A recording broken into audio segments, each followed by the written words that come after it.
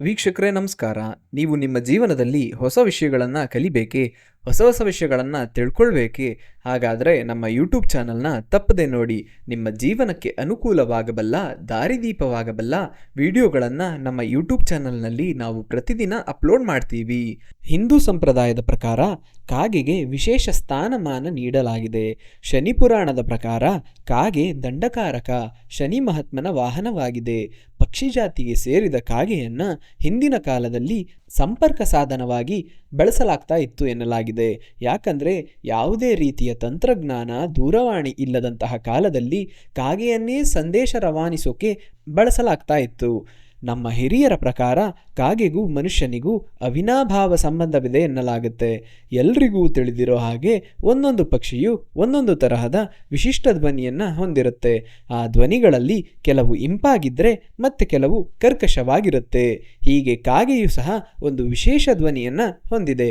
ಸಾಮಾನ್ಯವಾಗಿ ಮರದ ಮೇಲೆ ಕೂತಾಗ, ಆಕಾಶದಲ್ಲಿ ಹಾರಾಡುತ್ತಿರುವಾಗ, ಕಟ್ಟಡಗಳ ಮೇಲೆ ಕೂತು ಕಾಗೆ ಕೂಗೋದನ್ನು ನೋಡಿದ್ದೀವಿ ಅಥವಾ ಕೇಳಿರ್ತೀರಿ.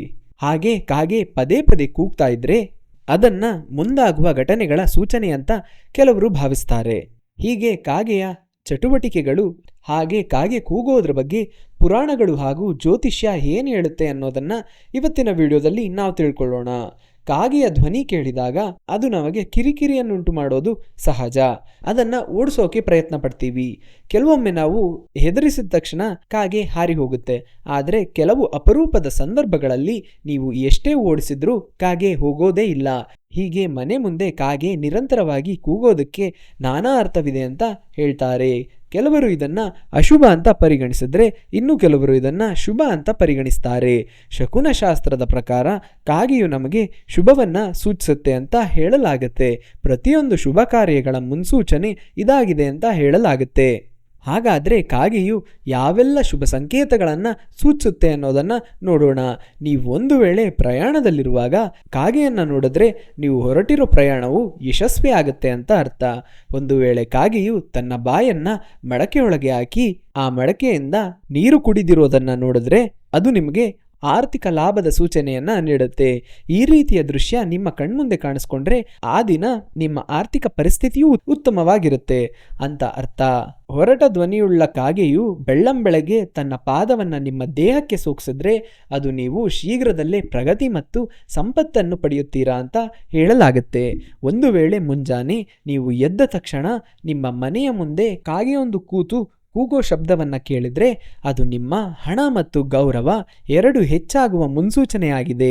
ಕಾಗೆಯು ತನ್ನ ಬಾಯಲ್ಲಿ ಧಾನ್ಯಗಳನ್ನು, ಧೂಳನ್ನು, ಮಣ್ಣನ್ನು, ಹಣ್ಣನ್ನು ಅಥವಾ ಹೂವನ್ನು ಹಿಡಿದು ನಿಮ್ಮ ಮನೆ ಮುಂದೆ ಕೂತಿರೋದನ್ನು ನೋಡಿದ್ರೆ ನಿಮ್ಮ ಮನೆಯಲ್ಲಿ ಸಂಪತ್ತು ಇದ್ದಕ್ಕಿದ್ದಂತೆ ಹೆಚ್ಚಾಗುತ್ತೆ. ಇನ್ನು ನಿಮ್ಮ ಆಸೆಗಳ ಇರುವಿಕೆಯನ್ನು ಕಾಗೆ ಸೂಚಿಸುತ್ತೆ. ಕಾಗೆಗಳು ಆಗಾಗ ರೊಟ್ಟಿಯನ್ನ ಅಥವಾ ಮಾಂಸವನ್ನ ತಿಂತಾ ಇರೋದನ್ನ ನೀವು ನೋಡಿರ್ಬೋದು. ಇದರ ಅರ್ಥ ಏನು ಗೊತ್ತಾ? ಈ ದೃಶ್ಯದಿಂದ ನೀವು ಲಾಭವನ್ನ ಪಡೆದುಕೊಳ್ಳುವಿರಿ. ನೀವು ಮಾಂಸ ಅಥವಾ ರೊಟ್ಟಿಯನ್ನ ತಿಂತಾ ಇರೋ ಕಾಗೆಯನ್ನು ನೋಡಿದ್ರೆ ನಿಮ್ಮ ಆಸೆಗಳು ಬಹುಬೇಗ ಈಡೇರುತ್ತೆ. ನೀವು ಹೋಗ್ತಿರೋ ದಾರಿಯಲ್ಲಿ ಕಾಗೆ ಅಡ್ಡ ಬಂದ್ರೆ ಅಥವಾ ದಾರಿಯಲ್ಲಿ ಯಾವುದಾದ್ರೂ ಕಮಾನುಗಳ ಮೇಲೆ ಕಾಗೆ ಕೂತ್ಕೊಂಡಿರೋದನ್ನ ನೋಡಿದ್ರೆ ಕೂಡ ನಿಮ್ಮ ಬಯಕೆಗಳು ಈಡೇರುತ್ತವೆ ಅಂತ ಅರ್ಥ. ಇನ್ನು ಸಾಮಾನ್ಯವಾಗಿ ಪ್ರತಿಯೊಬ್ಬರು ತಮ್ಮ ಜೀವನದಲ್ಲಿ ಶುಭಗಳಿಗೆಗಾಗಿ ಕಾಯ್ತಾ ಇರ್ತಾರೆ. ನಿಮ್ಮ ಜೀವನದಲ್ಲಿ ಬರಬಹುದಾದಂತಹ ಶುಭಗಳಿಗೆಯನ್ನ ಕಾಗೆ ಸೂಚಿಸುತ್ತಂತೆ. ಒಂದು ಕಾಗೆ ನೆಲವನ್ನ ಅಗಿತಾ ಇರೋದನ್ನ ನೋಡಿದ್ರೆ ನಿಮ್ಮ ಶುಭ ಸಮಯ ಆರಂಭವಾಗಿದೆ ಅಂತ ಅರ್ಥ. ಅದೇ ರೀತಿ ಹಾರ್ತಾ ಇರೋ ಕಾಗೆ ಯಾವುದಾದ್ರೂ ಬಟ್ಟೆಯ ತುಂಡನ್ನ ಬಾಯಲ್ಲಿ ಕಚ್ಚಿಕೊಂಡು ಹೋಗ್ತಿದ್ರೆ ಇದು ಕೂಡ ನಿಮ್ಮ ಜೀವನದಲ್ಲಿ ಶುಭ ಸಮಯ ಆರಂಭವಾಗಿದೆ ಅನ್ನೋದನ್ನ ಸೂಚಿಸುತ್ತೆ. ಇನ್ನು ಪ್ರಯಾಣ ಮಾಡುವ ಸಂದರ್ಭದಲ್ಲಿ ಕಾಗೆಯನ್ನ ಕಾಣುವುದು ಕೂಡ ಮತ್ತೊಂದು ಶುಭ ಸೂಚನೆಯಾಗಿದೆ. ಪ್ರಯಾಣ ಮಾಡುವಾಗ ನಿಮ್ಮ ಬಲಭಾಗದಲ್ಲಿ ಕಾಗೆಯು ಕೂಗ್ತಾ ನೀವು ಹೊರಟಿರೋ ದಿಕ್ಕಿನತ್ತ ಸಾಗಿದ್ರೆ ನಿಮ್ಮ ಪ್ರಯಾಣವು ಅರ್ಥಪೂರ್ಣವಾಗಿರುತ್ತೆ ಅಂತ ಅರ್ಥ. ಅದೇ ರೀತಿ ಒಬ್ಬ ಮಹಿಳೆಯ ತಲೆ ಮೇಲಿರೋ ಮಡಕೆಯಿಂದ ಕಾಗೆ ನೀರು ಕುಡಿದ್ರೆ ಅಥವಾ ಆ ಮಡಿಕೆ ಮೇಲೆ ಕುಳಿತಿದ್ರೆ ಅದು ಆ ಮಹಿಳೆಯ ಜೀವನದಲ್ಲಿ ಶೀಘ್ರವೇ ಸಂತೋಷವನ್ನ ತರುತ್ತೆ. ಇದು ನಡೆಯೋದು ಬಹಳ ಅಪರೂಪ. ಹಾಗಾಗಿ ನಿಮ್ಮ ಜೀವನದಲ್ಲಿ ಇಂತಹ ದೃಶ್ಯ ಕಾಣಲು ಸಿಕ್ಕರೆ ಅದು ನಿಮ್ಮ ಅದೃಷ್ಟವೇ ಸರಿ. ಇನ್ನು ನೀವು ಎಲ್ಲಿಗೋ ಹೊರಟಿರುವಾಗ ಮನೆಯ ಮುಂದೆ ಎರಡು ಕಾಗೆಗಳು ಕೂತ್ಕೊಂಡು ಒಂದಕ್ಕೊಂದು ಪರಸ್ಪರ ಆಹಾರವನ್ನು ನೀಡಿದ್ರೆ ಅದು ನಿಮಗೆ ಒಳ್ಳೆಯ ಸಮಯ ಆರಂಭವಾಗಿದೆ ಅನ್ನುವ ಸೂಚನೆ. ಅದೇ ರೀತಿ ಬೆಳ್ಳಂಬೆಳಗ್ಗೆ ಕಾಗೆಗಳು ಕಾವು ಕಾವು ಅಂತ ಕೂಗುತ್ತಾ ಮನೆಯ ಮುಂಭಾಗದತ್ತ ಹಾರಿ ಬಂದರೆ ಆ ದಿನ ನಿಮ್ಮ ಮನೆಗೆ ಯಾರೋ ಅತಿಥಿಗಳು ಬರ್ತಾರೆ ಅಂತ ಅರ್ಥ. ಆಧ್ಯಾತ್ಮಿಕ ದೃಷ್ಟಿಯಿಂದ ನೋಡೋದಾದರೆ ಈ ಲೋಕದಲ್ಲಿ ನ್ಯಾಯ ನೀತಿಯಿಂದ ಬದುಕೋದನ್ನು ಕಾಪಾಡೋ ದೇವರು ಶನೀಶ್ವರ ಅಂತ ಹೇಳಲಾಗಿದೆ. ಜಾತಕದಲ್ಲಿ ಶನಿ ಪ್ರಭಾವವಿರುವವರು ಹಲವಾರು ಕಷ್ಟಗಳನ್ನು ಎದುರಿಸಬೇಕಾಗತ್ತೆ ಅಂತ ಬಹಳಷ್ಟು ಮಂದಿ ಭಾವಿಸ್ತಾರೆ. ಆದರೆ ಶನಿ ಮಹಾತ್ಮನ ಪ್ರಭಾವದಿಂದ ಕೆಲವರಿಗೆ ಒಳ್ಳೆಯದಾದರೆ ಇನ್ನು ಕೆಲವರಿಗೆ ಕೆಟ್ಟದಾಗತ್ತೆ. ಶನೀಶ್ವರ ಪ್ರತಿಯೊಂದು ರಾಶಿಯಲ್ಲೂ 2.5 ವರ್ಷಗಳ ಕಾಲ ಇರ್ತಾನೆ. ಬುಧ, ರಾಹು, ಕೇತು ಗ್ರಹಗಳು ಶನಿ ಮಿತ್ರರು ಹಾಗೂ ಸೂರ್ಯ, ಚಂದ್ರರು ಶನಿಗೆ ಶತ್ರುಗಳು ಅಂತ ಹೇಳಲಾಗುತ್ತೆ. ಶನಿ ದಶೆ 19 ಸಂವತ್ಸರಗಳ ಕಾಲ ಇರುತ್ತೆ ಅನ್ನೋದು ಜ್ಯೋತಿಷಿಗಳ ಅಭಿಪ್ರಾಯವಾಗಿದೆ. ನ್ಯಾಯ ಮಾರ್ಗದಲ್ಲಿ ನಡೆಯೋರನ್ನ ಕಾಪಾಡ್ತಾ ಅನ್ಯಾಯ ಮಾಡೋರನ್ನ ಮಟ್ಟ ಹಾಕಿ ಬುದ್ಧಿ ಕಲಿಸೋದು ಶನಿ ಮಹಾತ್ಮನ ವಾಹನ ಕಾಗೆ ಹಾಗೂ ಆತನಿಗೆ ಇಷ್ಟವಾದ ಲೋಹ ಕಬ್ಬಿಣ ಅಂತ ಹೇಳಲಾಗಿದೆ. ಬಣ್ಣಗಳಲ್ಲಿ ನೀಲಿ ಬಣ್ಣ ಹಾಗೂ ಕರಿಯಲು ಇಷ್ಟವಂತೆ. ಶನಿ ಸ್ತೋತ್ರಗಳನ್ನು ಸ್ತುತಿಸಿದವರನ್ನ ಶನಿ ಪೀಡಿಸೋದಿಲ್ಲ. ಶನಿವಾರ ಶನಿದೇವರ ಆಲಯಕ್ಕೆ ಹೋಗಿ ಎಳ್ಳು ದೀಪ ಬೆಳಗಬೇಕು. ಅದೇ ರೀತಿ ಎಳ್ಳಿನಿಂದ ತಯಾರಿಸಿದ ಅನ್ನವನ್ನ ನೈವೇದ್ಯವನ್ನಾಗಿಡಬೇಕು. ಬ್ರಾಹ್ಮಣರಿಗೆ ಅಥವಾ ಬಡವರಿಗೆ ಕಪ್ಪು ಬಣ್ಣದ ವಸ್ತ್ರಗಳನ್ನು ದಾನವಾಗಿ ನೀಡಬೇಕು. ಒಂದು ವೇಳೆ ನಿಮ್ಮ ಜಾತಕದಲ್ಲಿ ಶನಿ ನೀಚ ಸ್ಥಾನದಲ್ಲಿದ್ದರೆ ಪ್ರತಿದಿನ ಒಂದು ಮುದ್ದೆ ಅನ್ನವನ್ನು ಕಾಗೆಗೆ ಇಡಬೇಕು. ಹೀಗೆ ಮಾಡಿದರೆ ಶನಿಯ ಕರುಣೆ ನಿಮ್ಮ ಮೇಲೆ ಇರುತ್ತೆ. ಕಾಗೆಯನ್ನು ಕಂಡ್ರೆ ಶನಿ ಮಹಾತ್ಮನಿಗೆ ಪ್ರೀತಿ. ಹಾಗಾಗಿ ಪ್ರತಿದಿನ ಕಾಗೆಗೆ ಅನ್ನವನ್ನು ಇಡುವುದರಿಂದ ನಿಮ್ಮ ಕೆಲಸಗಳೆಲ್ಲವೂ ನಿರ್ವಿಘ್ನವಾಗಿ ಸಾಗುತ್ತದೆ. ಇನ್ನು ಸುಖ ಸುಮ್ಮನೆ ಕಾಗೆಗೆ ತೊಂದರೆ ಕೊಟ್ಟರೆ ಅಂಥವರಿಗೆ ಶನಿದೇವರು ಕಷ್ಟಗಳನ್ನೇ ನೀಡುತ್ತಾನಂತೆ ಅಂತ ಹೇಳಲಾಗಿದೆ. ಅದೇ ರೀತಿ ಕಾಗೆಯ ಬಗ್ಗೆ ಹಲವು ಶಕುನಗಳು ಇವೆ. ಒಂದೊಂದು ಶಕುನವು ಒಂದೊಂದು ಅರ್ಥವನ್ನು ನೀಡುತ್ತದೆ. ಹಾಗಾದರೆ ಈ ಕಾಗೆ ಶಕುನದ ಬಗ್ಗೆ ತಿಳ್ಕೊಳ್ಳೋಣ ಬನ್ನಿ. ನೀವು ವಾಸವಾಗಿರುವ ಮನೆ ಮೇಲೆ ನಿಂತು ಕಾಗೆ ಕೂಗಿದ್ರೆ ಸಾವಿನ ಸುದ್ದಿ ಕೇಳುತ್ತೆ ಅಂತ ಅರ್ಥ. ಈಶಾನ್ಯ, ಆಗ್ನೇಯ, ಉತ್ತರ ಮತ್ತು ದಕ್ಷಿಣ ದಿಕ್ಕಿಗೆ ಮುಖ ಮಾಡಿ ಕಾಗೆ ಕೂಗ್ತಿದ್ರೆ ಒಳ್ಳೆಯ ಸುದ್ದಿ ಕೇಳುತ್ತೀರಿ. ಹಾಗೆ ಅದೃಷ್ಟ ಕುಲಾಯಿಸುತ್ತೆ ಅಂತ ನಂಬಲಾಗಿದೆ.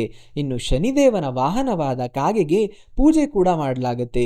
ನೇಪಾಳಿಯರು ದೀಪಾವಳಿ ಹಬ್ಬದ ಸಂದರ್ಭದಲ್ಲಿ ಕಾಗೆಗೆ ನೈವೇದ್ಯವನ್ನಿಟ್ಟು ಪೂಜೆ ಮಾಡ್ತಾರೆ. ಅಲ್ಲದೆ ಪೂರ್ವಜರ ಶ್ರಾದ್ದ ಮಾಡುವ ಸಂದರ್ಭದಲ್ಲಿ ಅವರಿಗಾಗಿ ಮಾಡಿದ ನೈವೇದ್ಯವನ್ನ ಕಾಗೆಗೆ ಇಡಲಾಗುತ್ತೆ. ಕಾಗೆ ಬಂದು ಅದನ್ನು ಸೇವಿಸಿದ್ರೆ ಮಾತ್ರ ಪೂರ್ವಜರು ತೃಪ್ತರಾಗಿ ಇದ್ದಾರೆ ಅಂತ ಅರ್ಥ. ಇನ್ನು ಕಾಗೆ ಹೊತ್ತಲ್ಲದ ಹೊತ್ತಲ್ಲಿ ಮನುಷ್ಯನನ್ನ ಮುಟ್ಟಿದ್ರೆ ತಲೆಗೆ ಕುಟ್ಟಿದ್ರೆ ಅದನ್ನ ಮೈಲಿಗೆ ಅಂತ ಪರಿಗಣಿಸಲಾಗುತ್ತೆ. ಅಲ್ಲದೆ ಹೆಣ್ಣು ಮಕ್ಕಳ ತಲೆಗೆ ಕಾಗೆ ಕುಕ್ಕಿದ್ರೆ ಆಕೆಯ ಗಂಡನಿಗೆ ಯಾವುದೋ ಗಂಭೀರ ಸಮಸ್ಯೆ ಕಾಡಲಿದೆ ಅಂತ ಹೇಳಲಾಗುತ್ತೆ. ಹಾಗಾಗಿ ಕಾಗೆ ಮಧ್ಯಾಹ್ನ ಹಾಗೂ ರಾತ್ರಿ ಸಮಯದಲ್ಲಿ ಮನುಷ್ಯನನ್ನ ಮುಟ್ಟಬಾರದು ಅಂತ ಹೇಳಲಾಗುತ್ತೆ. ಇನ್ನು ಕಾಗೆಗಳು ಗಂಡಸರು ಅಥವಾ ಹೆಣ್ಣು ಮಕ್ಕಳ ಮೇಲೆ ಪ್ರಹಾರವನ್ನ ಮಾಡಿದರೆ ಅದು ಅವರು ಶೀಘ್ರದಲ್ಲೇ ಅನಾರೋಗ್ಯಕ್ಕೆ ತುತ್ತಾಗುತ್ತಾರೆ ಅನ್ನೋದರ ಸಂಕೇತವಾಗಿದೆ.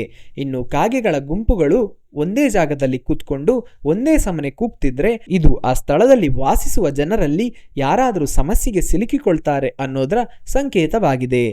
ಇನ್ನು ಯಾರ್ದಾದ್ರೂ ತಲೆ ಮೇಲೆ ಇದ್ದಕ್ಕಿದ್ದಂತೆ ಕಾಗೆಗಳು ಬಂದು ಕೂತ್ಕೊಂಡ್ರೆ ಅವರು ಸಮಾಜದಲ್ಲಿ ಅವಮಾನವನ್ನ ಎದುರಿಸಬೇಕಾಗತ್ತೆ ಅನ್ನೋದರ ಸೂಚನೆ ಆಗಿದೆ. ಇನ್ನು ಸಂಜೆ ಸಮಯದಲ್ಲಿ ಕಾಗೆಗಳು ಆಗ್ನೇಯ ದಿಕ್ಕಿನಲ್ಲಿ ಬರೋದನ್ನ ಯಾರಾದರೂ ನೋಡಿದ್ರೆ ಅವರು ಶೀಘ್ರದಲ್ಲೇ ಶ್ರೀಮಂತರಾಗುವ ಲಕ್ಷಣವಿದೆ.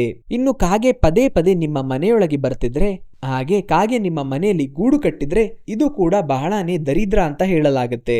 ಏನಾದರೂ ಒಂದು ತೊಂದರೆಯಾಗುವ ಸಾಧ್ಯತೆಯನ್ನ ಇದು ಸೂಚಿಸುತ್ತೆ. ಇನ್ನು ನಿಮ್ಮ ಮನೆಗೆ ಇನ್ನೊಂದು ಕೆಟ್ಟ ಸುದ್ದಿ ಬರುತ್ತೆ ಅಥವಾ ನಿಮ್ಮ ಮನೆಗೆ ಒಂದು ಕೆಟ್ಟ ಪರಿಸ್ಥಿತಿ ಎದುರಾಗುತ್ತೆ ಅನ್ನೋದರ ಸೂಚನೆ.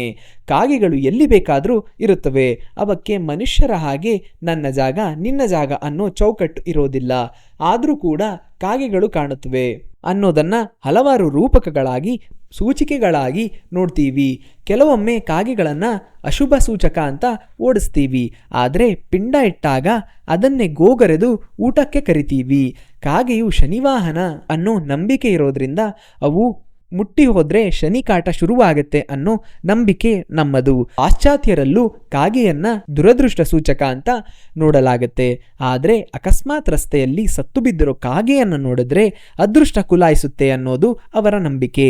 ಇನ್ನು ಗ್ರೀಕರ ನಂಬಿಕೆಯಂತೆ ವಿವಾಹದ ಆರತಕ್ಷತೆ ಸ್ಥಳಕ್ಕೆ ಕಾಗೆ ಬಂದ್ರೆ ಆ ಜೋಡಿಗೆ ವಿಚ್ಛೇದನವಾಗುವುದು ಖಂಡಿತವಂತೆ. ಇನ್ನು ಕೆಲ ವಿವಾಹಗಳಲ್ಲಿ 2 ಕಾಗೆಗಳನ್ನು ಒಟ್ಟಿಗೆ ಹಾರಿಬಿಡಲಾಗುತ್ತೆ. ಅವು ಒಟ್ಟಿಗೆ ಹಾರಿದ್ರೆ ದಂಪತಿಗಳು ಚೆನ್ನಾಗಿರ್ತಾರೆ ಅಂತ 2 ಕಾಗೆಗಳು ಬೇರೆ ಬೇರೆ ದಿಕ್ಕಿನಲ್ಲಿ ಹಾರಿದ್ರೆ ದಂಪತಿಗಳು ದೂರ ಆಗೋದು ಗ್ಯಾರಂಟಿ ಅಂತ ನಂಬಲಾಗುತ್ತೆ. ಹೀಗೆ ಕಾಗೆಯೊಂದರ ಚಟುವಟಿಕೆಯ ಬಗ್ಗೆಯೂ ಒಂದೊಂದು ಶಕುನಗಳನ್ನ ಪುರಾಣಗಳು ಹೇಳುತ್ತವೆ. ಇದಿಷ್ಟೇ ಅಲ್ಲದೆ ಕಾಗೆಗೆ ಗತಿಸಿ ಹೋದ ನಮ್ಮ ಪೂರ್ವಿಕರು ಸ್ಥಾನವನ್ನ ನೀಡಲಾಗಿದೆ. ಇದೇ ಕಾರಣಕ್ಕೆ ಪಕ್ಷದ ಸಮಯದಲ್ಲಿ ಕಾಗೆಗಳಿಗೆ ಮನೆಯಲ್ಲಿ ತಯಾರಿಸಿದ ಭಕ್ಷ್ಯ ಭೋಜನಗಳನ್ನ ನೀಡಲಾಗುತ್ತೆ. ಹಿಂದಿನ ಕಾಲದಿಂದಲೂ ಕಾಗೆಗಳು ನಮ್ಮ ಜೀವನದ ಭವಿಷ್ಯವನ್ನ ತಮ್ಮ ಕೆಲ ಚಟುವಟಿಕೆಗಳ ಮೂಲಕ ತಿಳಿಸುತ್ತವೆ ಅನ್ನೋ ನಂಬಿಕೆ ನಮ್ಮಲ್ಲಿದೆ. ಅದೇನೇ ಇರಲಿ, ಕಾಗೆಯು ಕೂಡ ಒಂದು ಜೀವಿ. ಕಾಗೆಗೆ ಊಟ ನೀಡುವುದು, ಬೇಸಿಗೆಯ ಸಂದರ್ಭದಲ್ಲಿ ನೀರು ಇಡೋದ್ರಿಂದ ಅವುಗಳ ಸಂತತಿ ಬೆಳೆಯುತ್ತಂತೆ. ಇಲ್ಲದೆ ಹೋದ್ರೆ ಮುಂದಿನ ದಿನಗಳಲ್ಲಿ ಕಾಗೆಗಳು ಸಹ ಅಳಿವಿನಂಚಿನ ತಲುಪುವುದರಲ್ಲಿ ಯಾವುದೇ ಅನುಮಾನವಿಲ್ಲ. ವೀಕ್ಷಕರೇ, ನೋಡಿದ್ರಲ್ವಾ, ಪದೇ ಪದೇ ನಿಮ್ಮ ಮನೆ ಹತ್ತಿರ ಕಾಗೆ ಬರ್ತಾ ಇದ್ರೆ ಏನು ಅರ್ಥ ಅನ್ನುವ ಕುತೂಹಲಕಾರಿ ವಿಷಯವನ್ನು ತಿಳಿಸಿಕೊಟ್ಟಂತಹ ಇವತ್ತಿನ ಈ ವಿಡಿಯೋ ನಿಮಗೆ ಇಷ್ಟ ಆಗಿದೆ ಅಂತ ಭಾವಿಸ್ತೀನಿ. ಇಷ್ಟ ಆದರೆ ಈ ವಿಡಿಯೋಗೊಂದು ಲೈಕ್ ಕೊಡಿ. ಹಾಗೇನೇ ಇದನ್ನ ನಿಮ್ಮ ಸಂಬಂಧಿಕರು ಮತ್ತು ಸ್ನೇಹಿತರಿಗೆ ಶೇರ್ ಮಾಡೋದನ್ನ ಮರಿಬೇಡಿ. ಹಾಗೆ ನಮ್ಮ ಚಾನೆಲ್ನ ಸಮಸ್ತ ವೀಕ್ಷಕರಿಗೆ ತುಳಸಿ ಮಾತೆ ಆಯುರಾರೋಗ್ಯ ಐಶ್ವರ್ಯ ನೀಡಿ ಕರುಣಿಸ್ಲಿ ಅಂತ ಕೇಳ್ತಾ ಇವತ್ತಿನ ಈ ವಿಡಿಯೋನ ಇಲ್ಲಿಗೆ ಮುಗಿಸ್ತಾ ಇದ್ದೇನೆ. ನಮಸ್ಕಾರ.